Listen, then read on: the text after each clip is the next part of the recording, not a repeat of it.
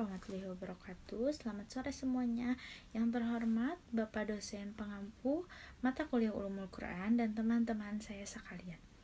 Di sore ini marilah kita panjatkan puji serta syukur atas kehadirat Allah Subhanahu wa taala yang Maha Esa. Karena anugerahnya dan berkatnya kita dapat berkumpul di gimit kali ini atau video kali ini. Perkenalkan, nama saya Zakia Kartika dan rekan saya Saiful Bahri yang akan mempresentasikan tentang munasabah Al-Quran. Baiklah, materi pertama yaitu pengertian munasabah.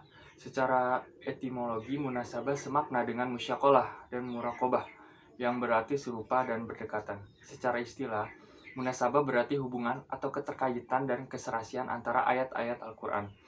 Ibnu Arabi, sebagaimana dikutip oleh Imam Asy-Syafi'i, mendefinisikan munasabah itu kepada keterkaitan ayat-ayat Al-Quran antara sebagiannya dengan sebagian yang lain, sehingga ia terlihat sebagai suatu ungkapan yang rapi dan sistematis. Dengan demikian dapat dikatakan bahwa munasabah adalah suatu ilmu yang membahas tentang keterkaitan atau keserasian ayat-ayat Al-Quran antara satu dengan yang lainnya. Al-Jakarsi mengatakan, manfaatnya ialah menjadikan sebagian dengan sebagian lainnya, sehingga hubungannya menjadi kuat. Bentuk susunannya kukuh dan bersesuaian, bagian-bagiannya laksana sebuah bangunan yang amat kokoh. Qadhi Abu Bakar Ibnul Arabi menjelaskan, mengetahui sejauh mana hubungan antara ayat-ayat satu dengan ayat yang lainnya, sehingga semuanya menjadi seperti satu kata, yang maknanya serasi dan susunannya teratur, merupakan ilmu yang besar. Sehingga munasabah dapat diartikan sebagai ilmu atau pengetahuan yang membahas tentang hubungan Al-Quran dari berbagai sisinya. Ada beberapa tokoh yang mempelopori munasabah, antara lain adalah Abu Bakar An-Nasyaburi. Beliau adalah seorang alim berkebangsaan Irak yang sangat ahli ilmu syariah dan kesastraan Arab.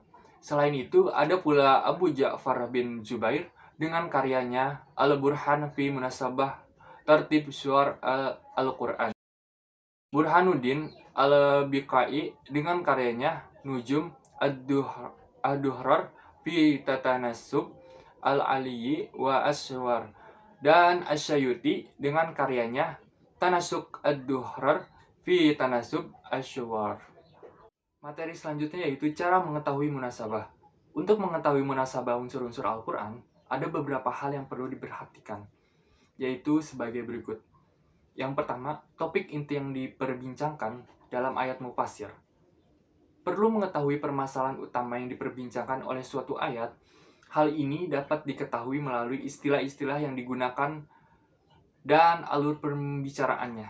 Permasalahan utama itu mungkin terdapat dalam ayat yang ditafsirkan atau mungkin juga terdapat dalam ayat sebelumnya. Yang kedua yaitu topik inti biasanya mempunyai sub-sub topik. Jika topik inti telah diketahui, maka perlu pula dilihat dan dipahami hal-hal yang dicakup oleh topik inti tersebut. Yang ketiga itu sub-sub topik itu mempunyai unsur-unsur tersendiri pula. Maka masing-masing ayat ada yang berbincang mengenai topik inti, subtopik, dan ada pula yang memperbincangkan unsur-unsur yang ada pada subtopik.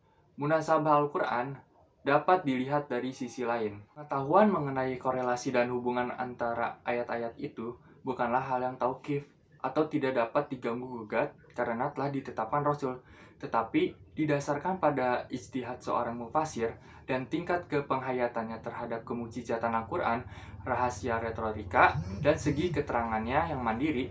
Apabila korelasi itu halus maknanya, harmonis konteksnya, dan sesuai dengan asas-asas kebahasaan dalam ilmu-ilmu bahasa Arab, maka korelasi tersebut dapat diterima. Hal yang demikian ini tidak berarti bahwa seorang mufassir harus mencari kesesuaian bagi setiap ayat, karena Al-Quran turun secara bertahap sesuai dengan peristiwa-peristiwa yang terjadi. Seorang mufassir terkadang dapat menemukan hubungan antara ayat-ayat dan terkadang pula tidak. Oleh sebab itu, ia tidak perlu memaksakan diri untuk menemukan kesesuaian itu. Sebab kalau memaksakannya juga maka kesesuaian itu hanyalah dibuat-buat dan hal ini tidak disukai. Baik, di sini saya akan menjelaskan tentang macam-macam munasabah. Dalam Al-Quran itu kurang lebih itu ada 7 ya macam-macam munasabah itu. Yang pertama itu ada munasabah antara surat dengan surat sebelumnya. As-Suyuti menyimpulkan bahwa munasabah antara surat dengan surat berikutnya itu berfungsi menerangkan atau menyempurnakan ungkapan pada surat sebelumnya.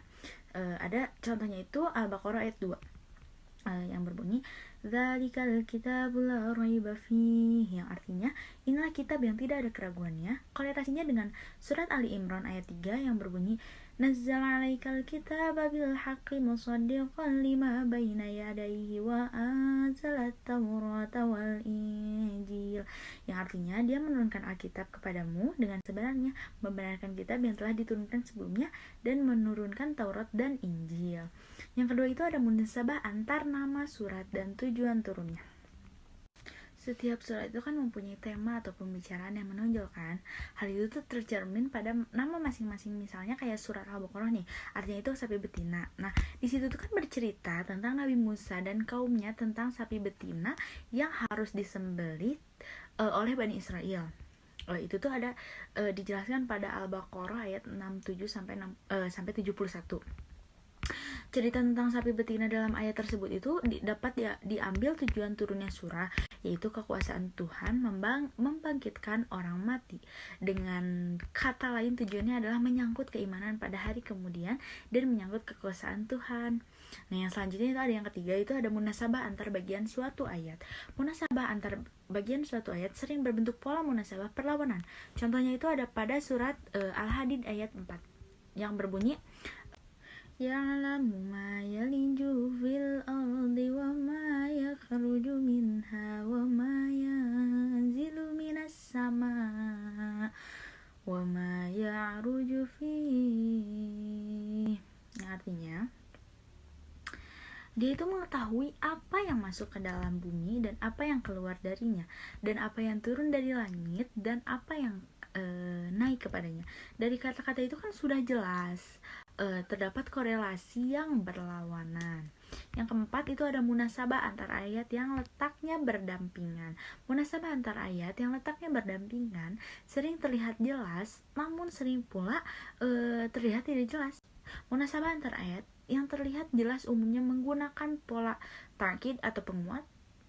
Ada yang tafsir penjelas, i'tirad yaitu bantahan, dan tasydid yaitu penegas. Selanjutnya akan menjelaskan pola tafsir.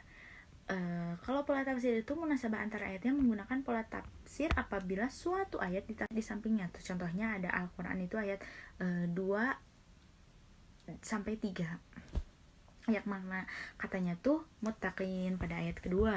Selanjutnya itu ada pola ta'kid, yaitu apabila salah satu ayat atau bagian ayat memperkuat makna bagian ayat yang terletak di sampingnya. Contohnya surat Al-Fatihah ayat 1 atau 2.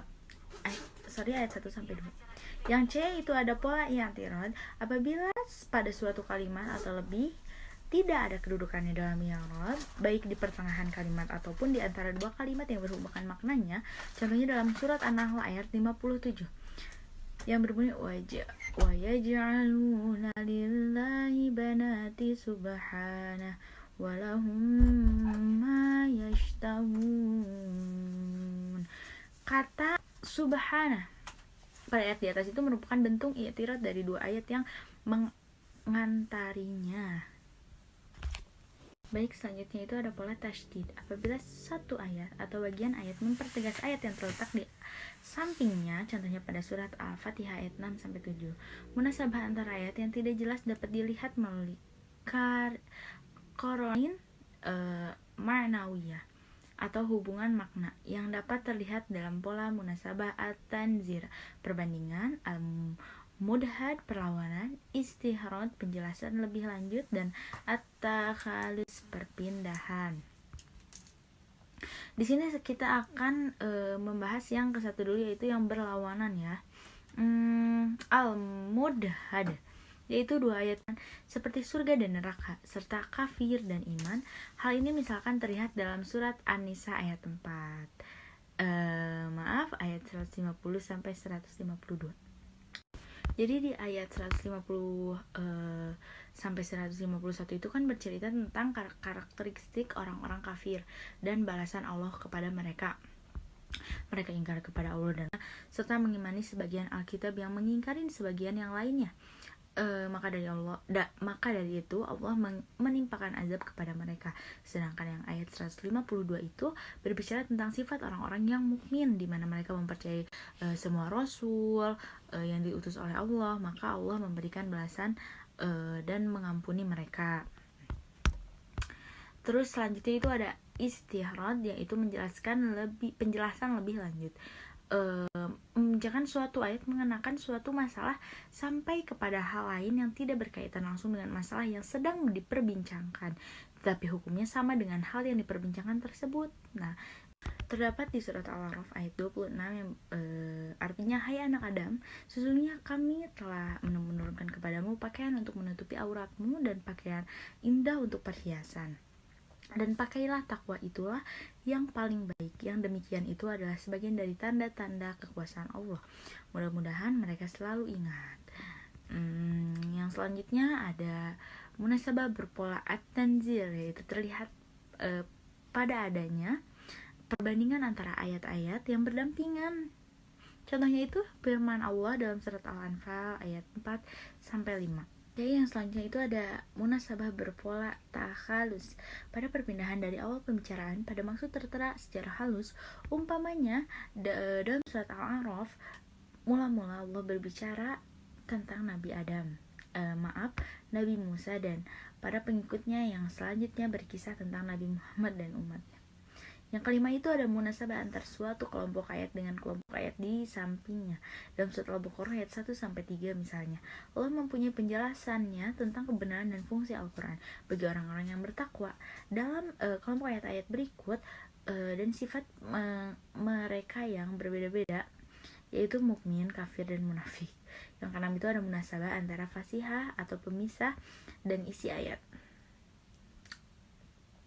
Macam munasabah ini mengandung tujuan tertentu. Di antaranya adalah menguatkan makna yang terkandung dalam suatu ayat. Umpamanya itu ada dalam surat An-Naml ayat 80. Selanjutnya itu ada munasabah antara awal surat dengan akhir surat yang sama. Contoh munasabah ini terdapat dalam surat Al-Qasas yang bermula dengan menjelaskan perjuangan Nabi Musa dalam menghadapi kekejaran surah. Allah menyampaikan kabar gembira kepada Nabi Muhammad yang menghadapi tekanan dari kaumnya, dan janji Allah atas kemenangannya. Di awal surah dikemukakan bahwa Nabi Musa tidak akan menolong orang kafir.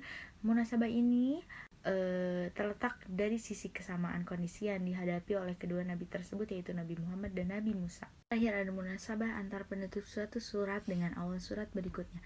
Jika diperhatikan pada setiap pembukaan surat, Subhalillahi ma fis samawati wal ard wa huwal azizul hakim. Ayat ini munasabah dengan akhir sebelumnya. Al-Waqiah yang memerintahkan bertasbih, yaitu fasabbih bismi rabbikal azim, maka bertasbihlah dengan menyebut nama Tuhanmu yang maha besar. Keharusan dan kegunaan munasabah. Ilmu munasabah merupakan bagian dari ilmu-ilmu Al-Quran yang posisinya sangat penting dalam rangka menjadikan keseluruhan ayat Al-Quran sebagai satu kesatuan yang utuh atau holistik. Hal ini karena suatu ayat dengan yang lainnya memiliki keterkaitan sehingga bisa saling menafsirkan. Dengan demikian, Al-Quran adalah kesatuan yang utuh yang jika dipahami sepotong-sepotong akan terjadi model penafsiran atau mostik. Secara mudahnya, ilmu munasabah berfungsi sebagai ilmu pendukung ilmu tafsir. Bahkan tidak jarang pendekatan ilmu munasabah penafsiran akan semakin jelas, mudah, dan indah. Sehingga ilmu munasabah cukup memiliki peranan dalam meningkatkan kualitas penafsiran ayat-ayat Al-Quran.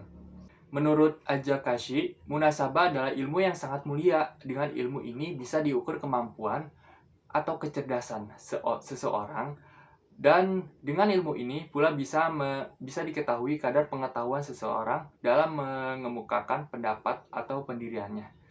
Banyak para analisis tafsir yang menyatakan adalah salah satu dugaan sebagian orang memandang tidak perlu melakukan penggalian ilmu munasabah dalam penafsiran Al-Quran karena ilmu tafsir tanpa ilmu munasabah itu tidaklah sempurna.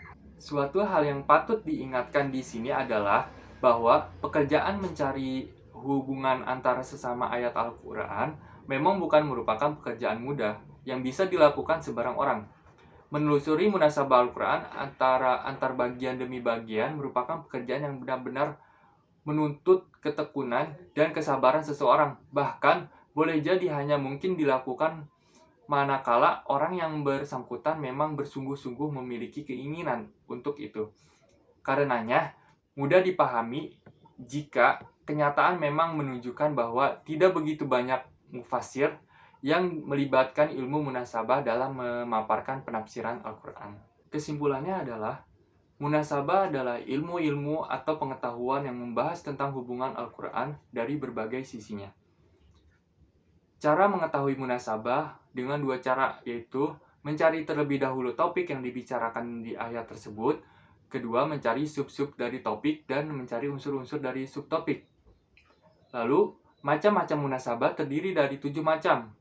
Yang pertama, munasabah antar surat dengan surat sebelumnya. Yang kedua, munasabah antar nama surat dan tujuan turunnya.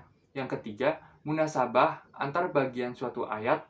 Munasabah antar ayat yang letaknya berdampingan. Yang keempat, munasabah antar suatu kelompok ayat dengan kelompok ayat di sampingnya.